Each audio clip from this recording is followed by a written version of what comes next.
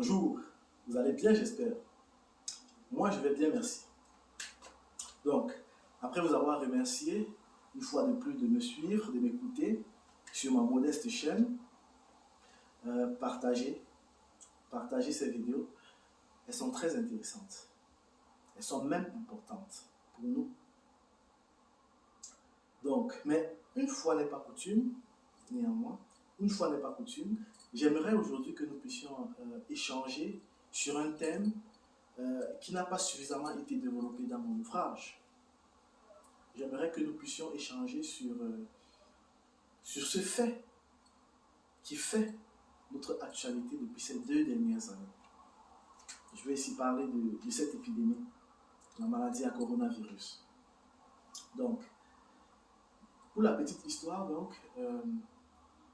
il y a quelques jours, une jeune sœur à moi m'a interpellé en ce sens.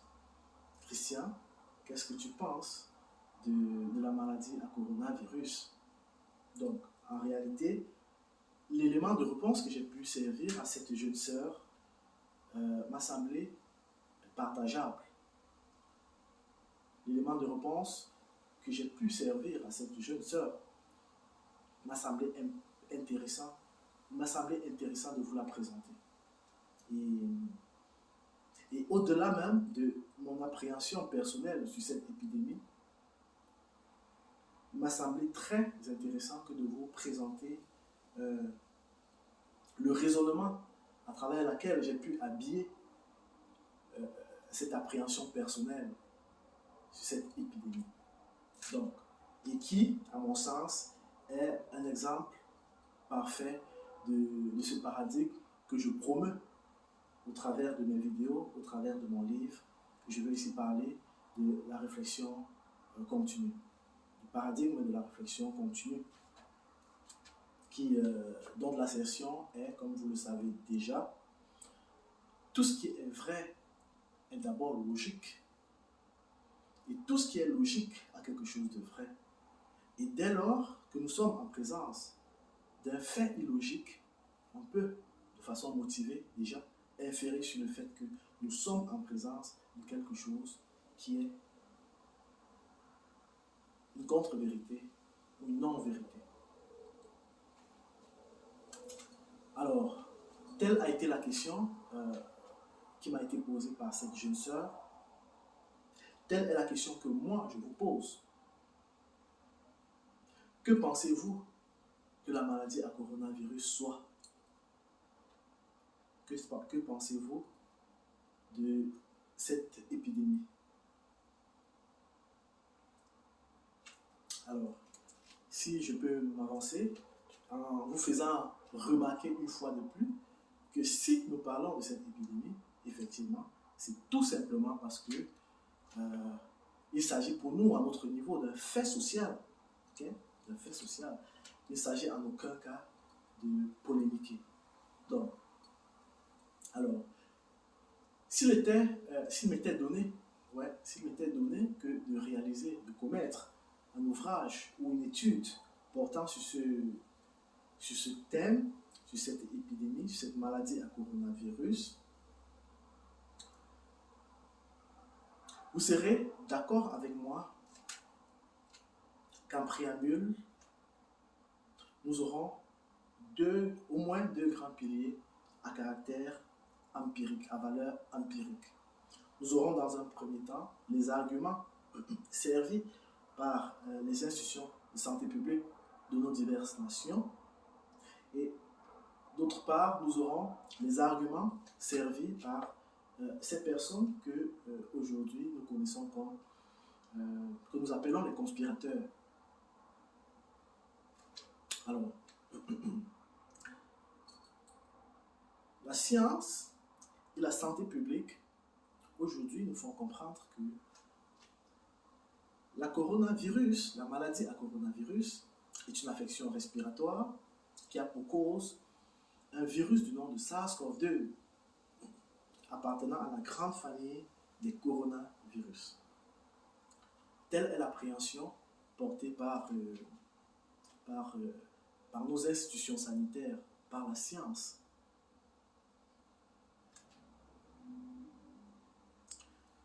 D'autre part, le groupe des conspirationnistes ont divers arguments.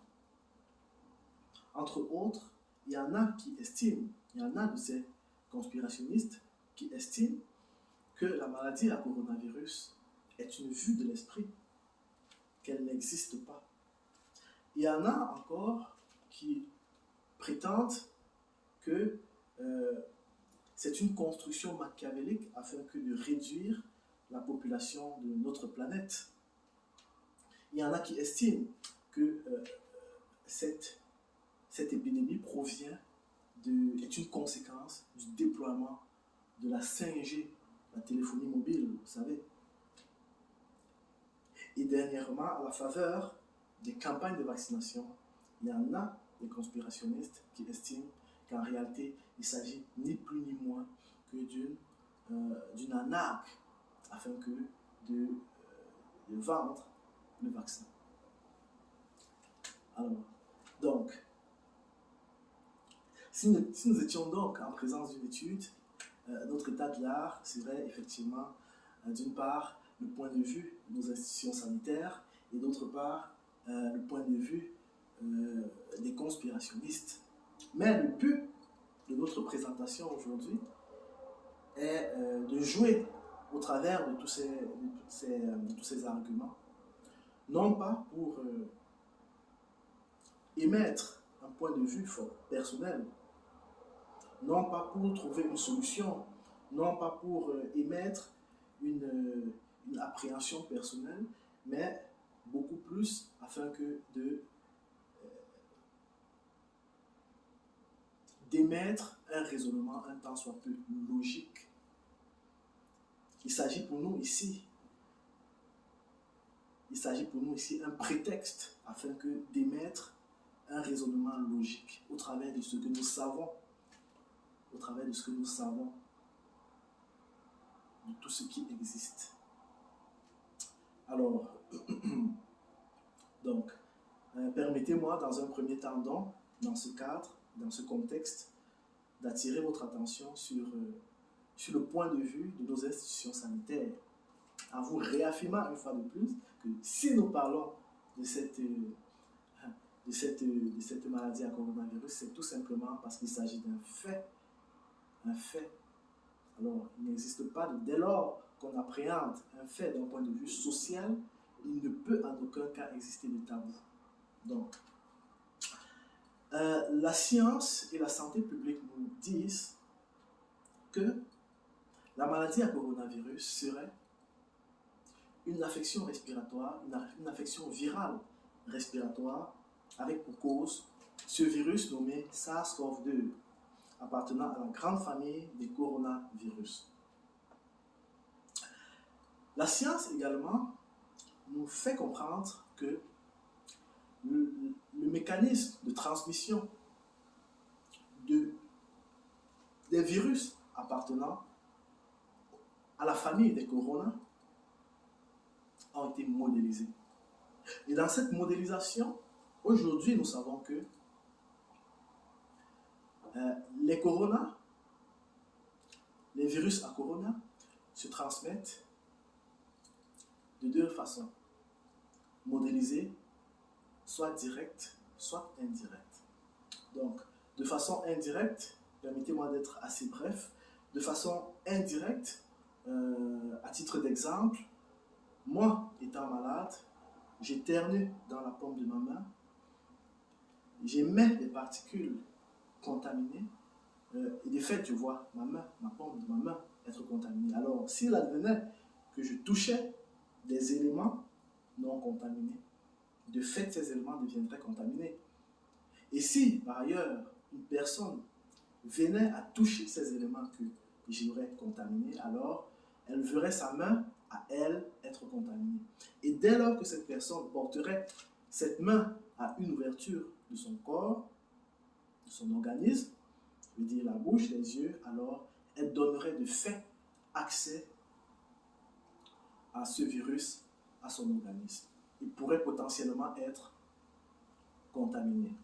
Donc, telle est la contamination,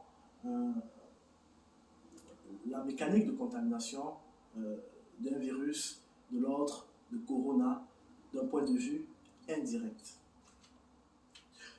De façon directe, nous avons également deux possibilités. Dans un premier temps, soit à travers les droplets, enfin en français les gouttelettes. À titre d'exemple, moi étant contaminé, je parle, alors j'émets à travers ma salive des particules contaminées. Et dès lors que ces particules contaminées contenues dans ma salive se projettent sur une ouverture de ton corps, du corps de mon interlocuteur, soit la bouche, les yeux, alors cette personne pourrait possiblement être contaminée. Donc, d'autre part, il est également la possibilité, cette possibilité pour certains, pour des virus de la famille de Corona, que de se déployer à travers, de façon aéroportée. Donc, bref, comme on le dit en science, en santé publique, par aérosol, par voie aérosol. Ça veut dire quoi? Ça veut dire que je parle, j'émets des particules contaminées dans l'air et ces virus ont la capacité d'être portés par les airs jusqu'à rencontrer un corps hôte, une personne saine. Et cette personne a la possibilité donc d'être contaminée. Donc, telle est de façon modélisée la contamination, la caractéristique de contamination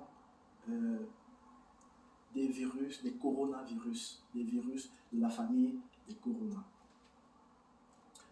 Donc, c'est la raison pour laquelle, d'ailleurs, toutes les procédures, les mesures sécuritaires qui ont été mises en place ont été mises dans ce cadre, afin de s'assurer que les particules émises par une personne potentiellement contaminée n'atteignent pas une personne saine, afin de couper la chaîne de transmission. Parce que nous savons également que pour qu'il y ait une épidémie, il faut qu'il y ait une chaîne de transmission. Et pour qu'il y ait une chaîne de transmission, il faut des points de contact. Il faut qu'il y ait des points de contact. Donc, c'est la raison pour laquelle nous avons eu à suivre un certain nombre de timbres respiratoires, comme respirer, éternuer dans le coude. Nous avons eu à porter les masques. Nous avons eu à respecter les distanciations physiques. Et nous avons eu à nous isoler. Donc, toutes ces mesures, en réalité, effectivement, étaient pour nous assurer qu'il n'y ait plus, que la chaîne de transmission soit brisée, qu'il n'y ait plus de point de contact. Alors, imaginez-vous que nous ayons des personnes qui, respectant toutes ces mesures, se sont isolées pendant 6 mois dans leur, à peu près, plus ou moins, dans leur maison, n'ont eu de contact avec l'extérieur que des denrées alimentaires qui rentraient chez elles. Laquelle denrée alimentaire était désinfectée. Avec toutes les ouvertures cloisonnées, avec la ventilation arrêtée. Donc, nous avons des personnes, des groupes de personnes vivant dans des régions éloignées qui, avec un statut de contact avec l'extérieur limité, de façon voulue, néanmoins être contaminées. Nous avons des personnes recluses, isolées, être contaminées. Nous avons des personnes qui n'avaient pour seul contact avec l'extérieur que des denrées alimentaires désinfectées, être contaminées. Donc, en réalité, de façon logique, si nous suivons la logique, entre le mécanisme de contamination connu des coronavirus, auquel appartient le SARS-CoV-2, et les procédures mises en place et respectées par une très grande frange de la population, tout au moins occidentale,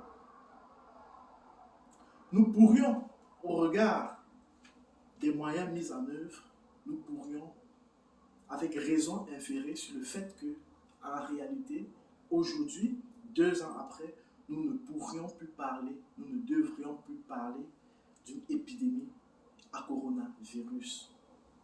Donc, si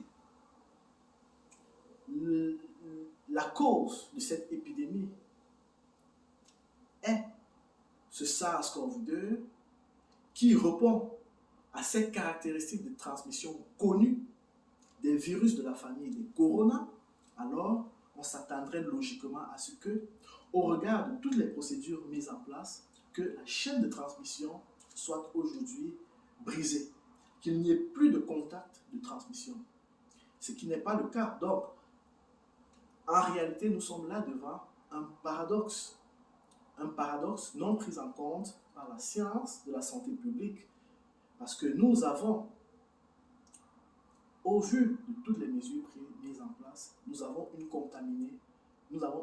contamination en dehors d'une chaîne de transmission.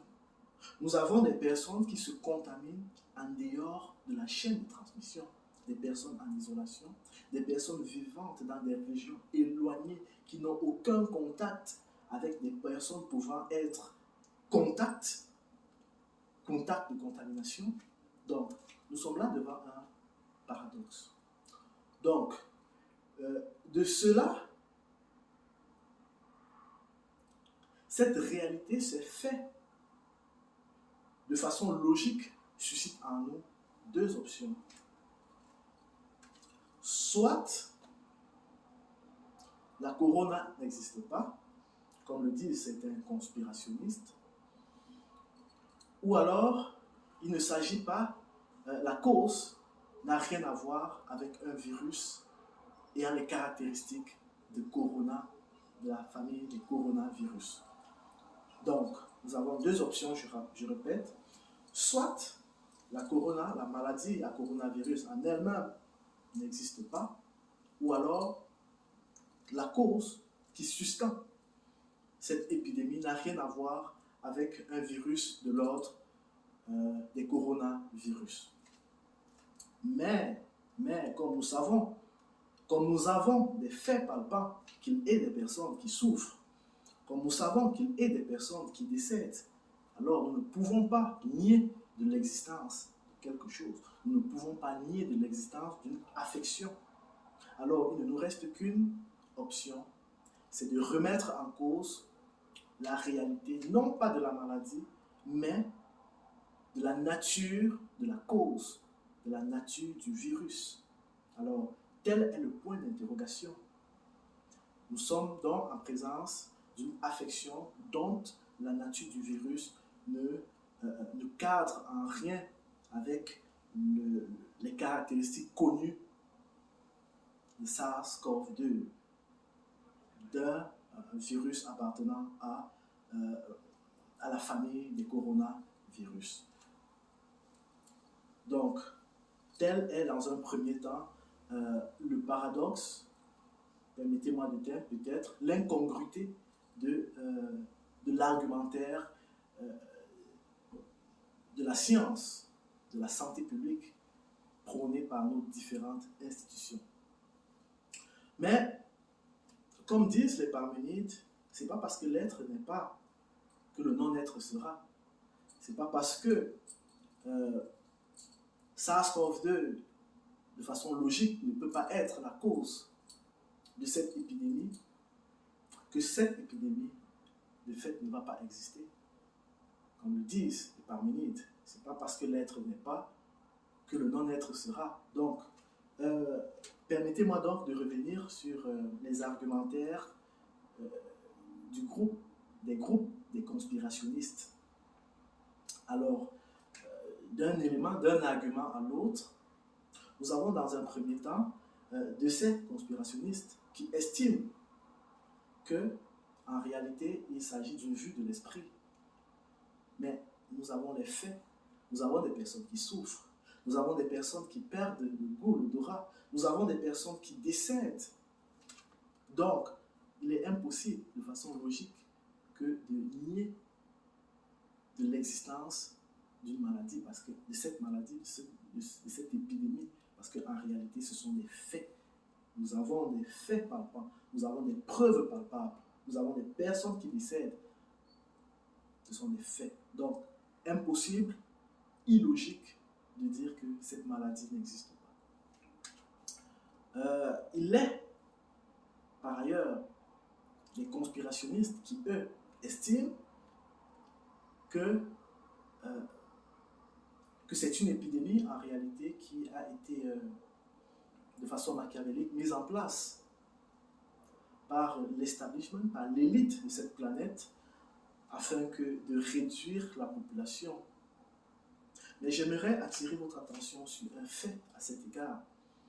J'aimerais attirer votre attention sur un fait, sur une réalité. Donc,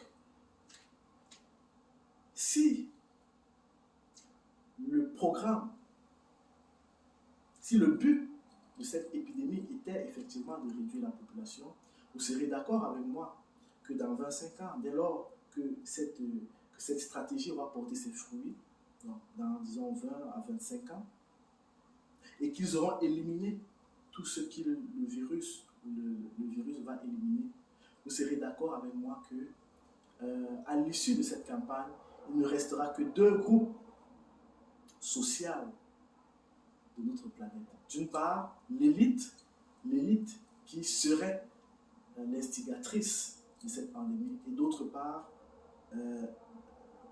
je vais dire, les personnes qui aujourd'hui sont considérées comme des asociales, c'est-à-dire ces personnes qui ne trouvent aucune perte que de refuser de se faire vacciner.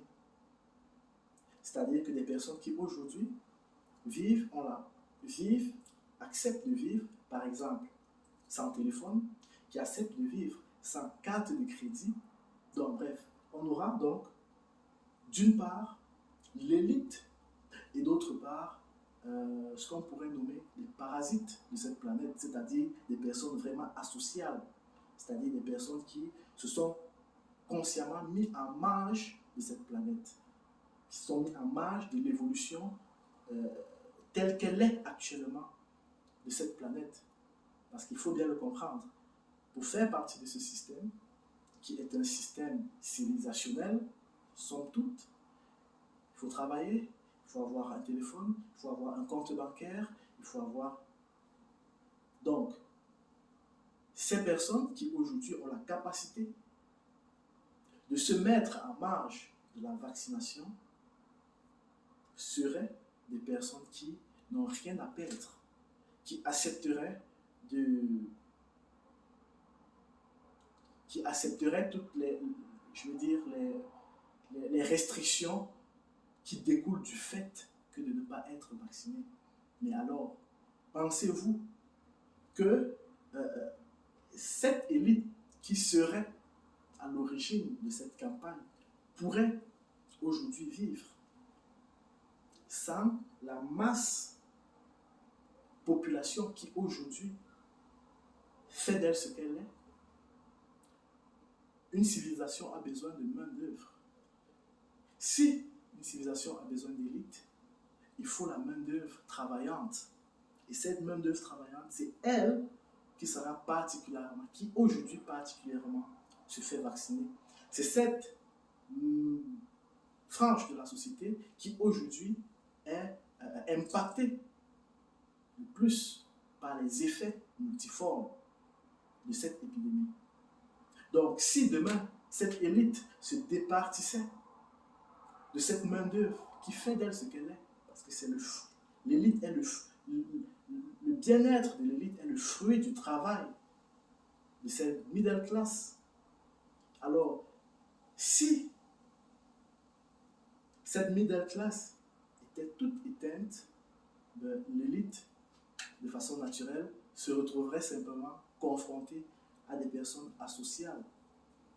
Du coup, on aura en présence une élite, permettez-moi le terme, esclavagiste sans esclaves, parce qu'il n'y aurait plus de travailleurs, parce qu'il n'y aurait plus de peuple à modéliser.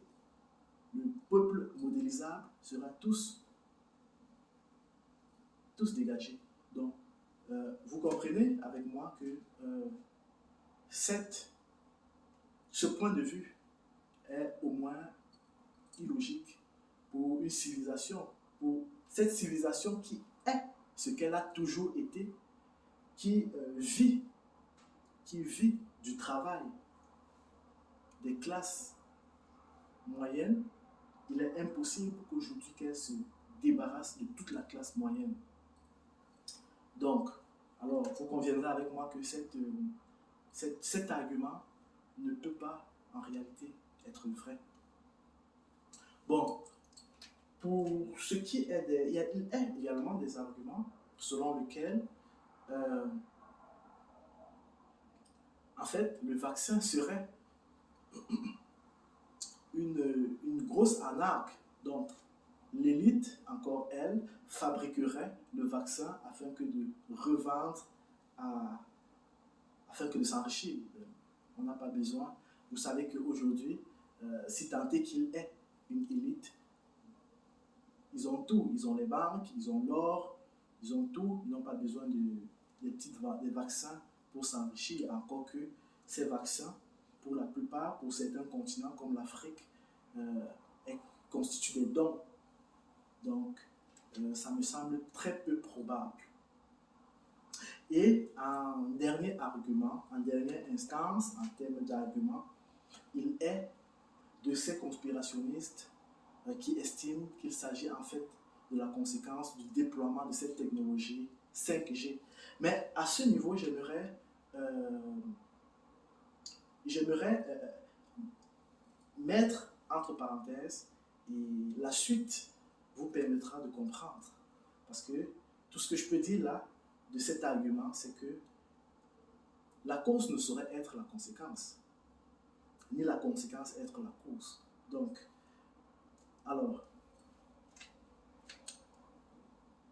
voilà présenté en quelques lignes une réflexion, somme toute, une réflexion logique qui nous permet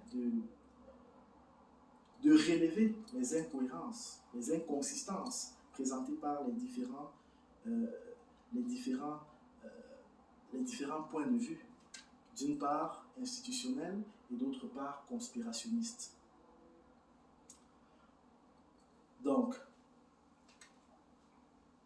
mais si vous me permettez, donc, permettez-moi de vous servir mon point de vue tel que je l'ai fait à ma jeune sœur.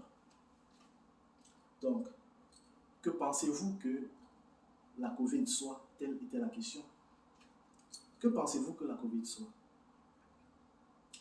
Alors, vous vous rappelez qu'il y a quelque temps, je vous ai entretenu sur la mécanique de l'évolution de notre planète. Parce que si je parle de notre planète, c'est tout simplement parce que, effectivement, au-delà de l'aspect sanitaire que représente cette épidémie, en réalité, il s'agit là, nous sommes là en présence d'un fait planétaire. Il s'agit là d'une marche évolutive de notre planète dans le temps et dans l'espace. Donc, vous vous rappelez qu'il y a quelque temps, je vous ai présenté la mécanique évolutive de notre planète, quand je vous faisais comprendre que, par essence, notre planète, et de façon intrinsèque, est en évolution. Et dans cette évolution, notre planète passe d'étape en étape. Et toutes ces étapes sont ce que nous appelons les âges planétaires.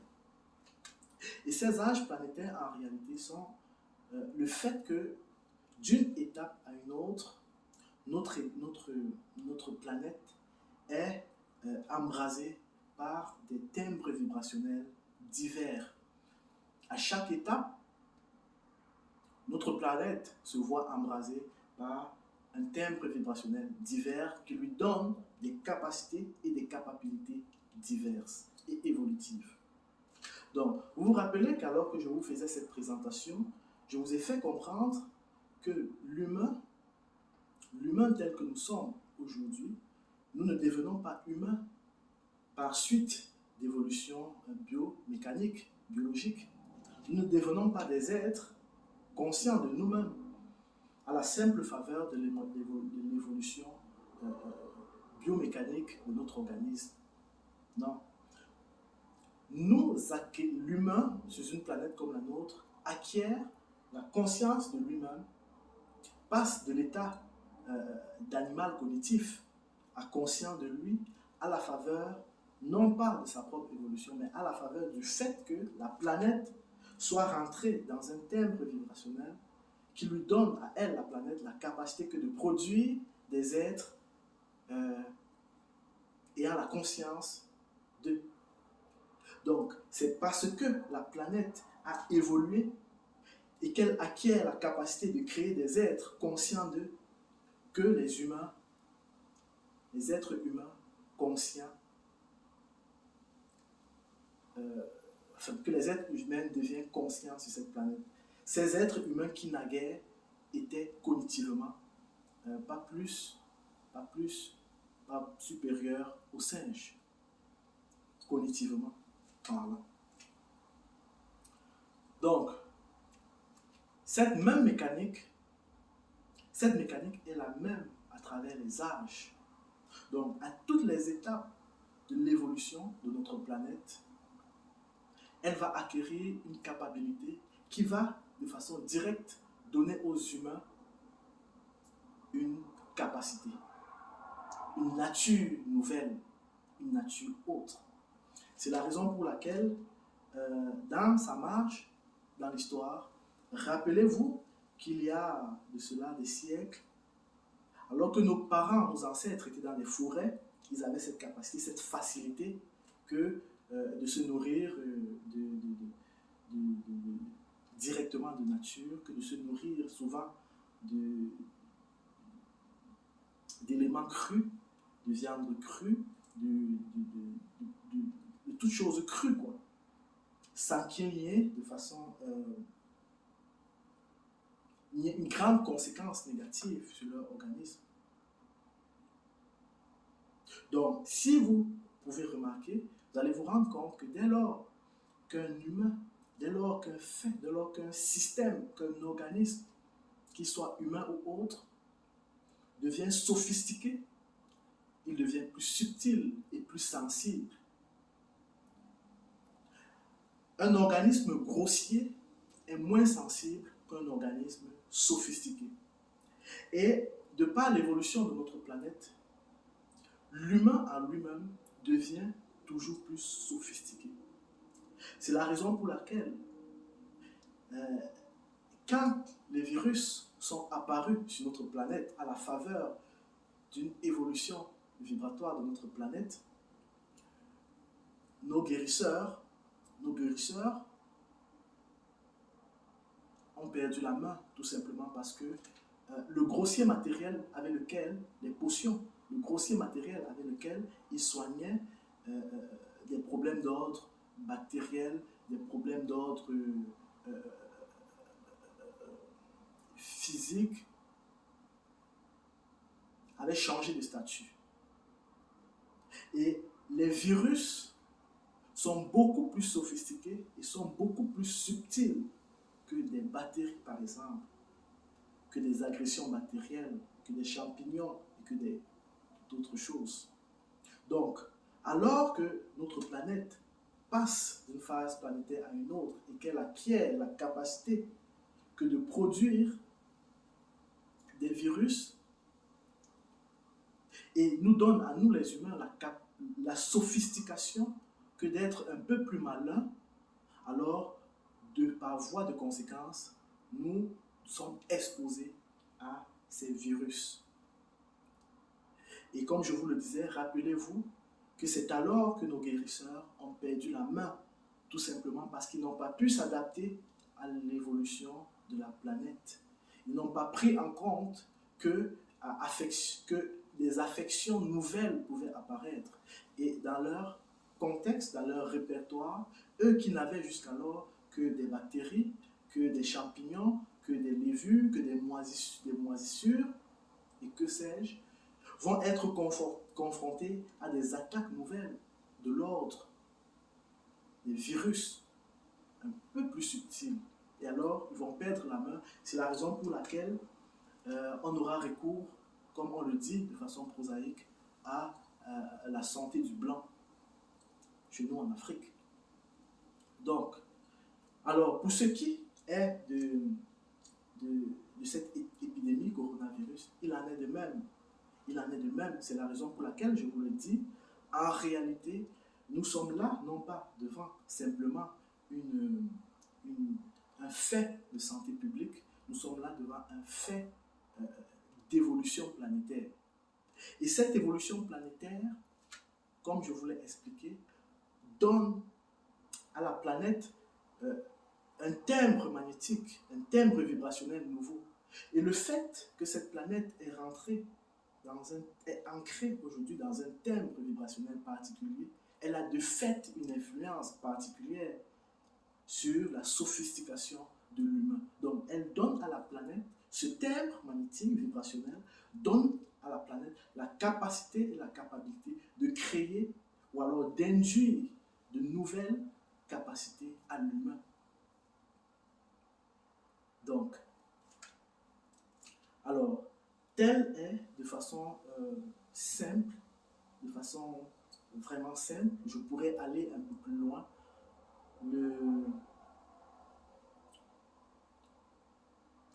les causes, la réalité, la vérité qui se cache derrière cette épidémie coronavirus. En vous faisant remarquer que l'argumentaire de ces conspirationnistes qui interpellent la 5G, en vous faisant également remarquer que je vous ai dit que la cause ne saurait être la conséquence, parce qu'en réalité, alors que ces conspirationnistes estiment que c'est le déploiement de la 5G qui serait la conséquence de la maladie à coronavirus, moi je dis non. En réalité, il ne s'agit pas du déploiement de la 5G. En réalité, la 5G aujourd'hui est possible tout simplement parce que la planète est ancrée, a acquis cette nouvelle capacité. Donc, la 5G est simplement l'application technologique de la nouvelle capacité que la planète a acquis de fait de son évolution. Vous comprenez? Donc, même si nos savants voulaient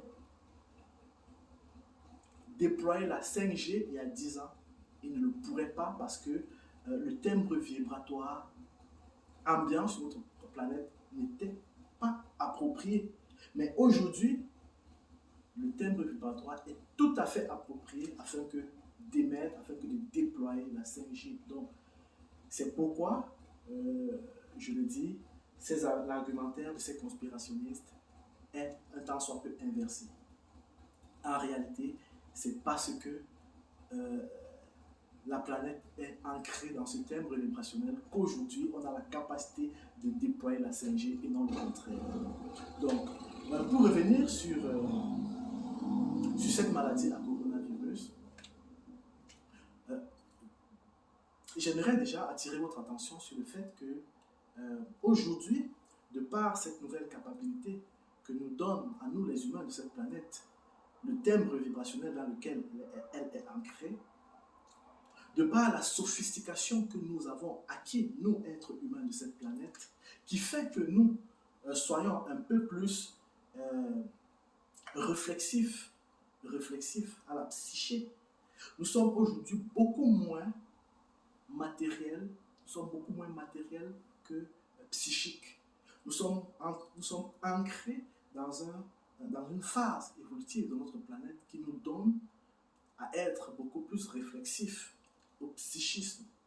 Et dès lors qu'on parle de psychisme, nous avons là des pensées. En vous faisant remarquer que cette maladie à coronavirus, comme toutes les maladies qui vont suivre à partir d'aujourd'hui, seront essentiellement de l'ordre des maladies psychosomatiques. C'est-à-dire, ce sont des maladies à induction magnétique. Ce sont des maladies, enfin, ce sont des affections à induction magnétique. C'est-à-dire quoi? C'est-à-dire que de par notre pensée, étant donné que nous soyons aujourd'hui beaucoup plus réflexifs à la psyché, à nos pensées, que nous ayons en ceci de nouveau, en termes de sophistication, que nous sommes connectés à un courant magnétique de l'ordre de la psychique, dont le corollaire est notre pensée, ok? Par voie de conséquence, nous avons la capacité de recevoir, peut-être des fois même de façon inconsciente, des inductions magnétiques. D'ailleurs, rappelez-vous que le statut évolutif de cette maladie à coronavirus peut être modélisé comme suit. Nous avons dans un premier temps un trouble de cellules qui se comporte par divers symptômes, basiques, moins basiques, enfin, absolument hormonal, c'est-à-dire quoi? C'est-à-dire que les cellules de notre corps reçoivent comme des impulsions d'un ordre divers qui n'ont rien à voir avec l'électricité innée de notre organisme. Et dans ce sens, dans un premier temps, elles se sentent désorganisées. Et ensuite, vous voyez que sans transition, souvent, s'ensuit la mort. Donc, les cellules de notre corps humain reçoivent comme information de cesser toute activité. Et du jour au lendemain, nous avons des personnes qui décèdent. Donc, ça, tel est le comportement d'affection psychosomatique. Ce sont des affections, sans vouloir rentrer dans les détails d'où proviennent ces inductions, ou s'il y a des inductions qui sont émises par quelqu'un, par une intelligence ou par quoi que ce soit, j'aimerais simplement attirer votre attention sur le fait que nous sommes là en présence, non pas d'un virus, nous sommes là en présence d'inductions. Mais ces inductions ne sont en aucun cas causées par le déploiement de cette nouvelle technologie 5G, mais ces inductions sont du fait que nous, les humains, nous sommes là en train d'acquérir une nouvelle sophistication. Comme nous avons acquis naguère la capacité que d'être conscients de nous, donc d'être des humains. Donc aujourd'hui, il est question pour les humains de cette planète que de passer à ce stade. Permettez-moi le terme qui pourrait sembler un tant soit peu élitiste, mais il est important que les humains passent à un stade. Et comme le dit le texte, et comme le dit certains écrits, le Père, comme le dit certains écrits, oui, le Père est spirituel et il faut que ses enfants l'adorent en esprit. Mais en réalité, le thème, c'est pas ça. La bonne transcription de ce message, c'est le Père est pensé, est psyché. Oui, le Père est psyché. Et il est bon que ses enfants le comprennent au travers de leur pensée, au travers de leur psyché. Donc, c'est essentiellement l'ère dans laquelle nous sommes rendus aujourd'hui. Il est important que nous, les humains de cette planète, nous, les peuples noirs de cette planète, nous, les fruits de cette planète, que nous puissions faire valoir notre pensée afin que nous ne puissions pas être victimes d'envahissement, de parasites, d'induction parasites. Il est essentiel que nous évoluions avec cette planète. Et l'évolution, le temps de cette planète nous fait comprendre que nous sommes rentrés dans un temps d'induction parasitaire, d'induction magnétique. Et la seule façon un tant soit peu, de lutter contre ces inductions parasites qui vont nous être transmises par tout, que ce soit par la société, que ce soit par la planète en elle-même, que ce soit par X, que ce soit parce que nous voyons, par X et Y, il est important que pour lutter contre ces inductions multiformes qui se transforment en maladies psychosomatiques, il est important que nous puissions nous approprier de notre pensée.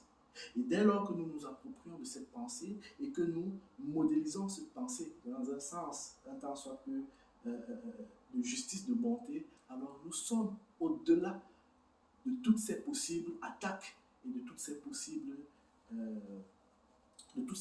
peurs, effectivement. Parce que dès lors qu'on se rapproprie de sa pensée, dès lors qu'on s'intériorise et qu'on peut savoir à tout moment où est-ce qu'on en est dans ce cadre-là, alors on s'extirpe de la peur. Et dès lors qu'on s'extirpe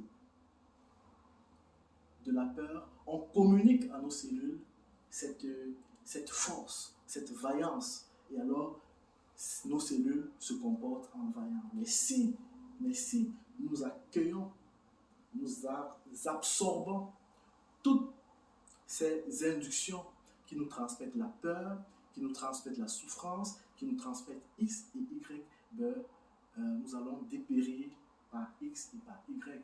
Nous allons peut-être dépérir de coronavirus. Nous n'allons peut-être pas dépérir de coronavirus pour certains, mais nous allons dépérir d'autres choses pour d'autres.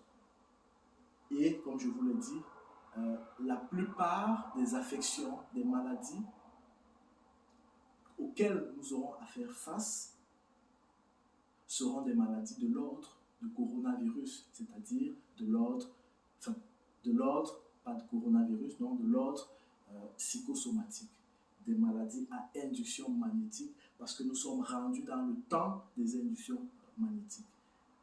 Merci.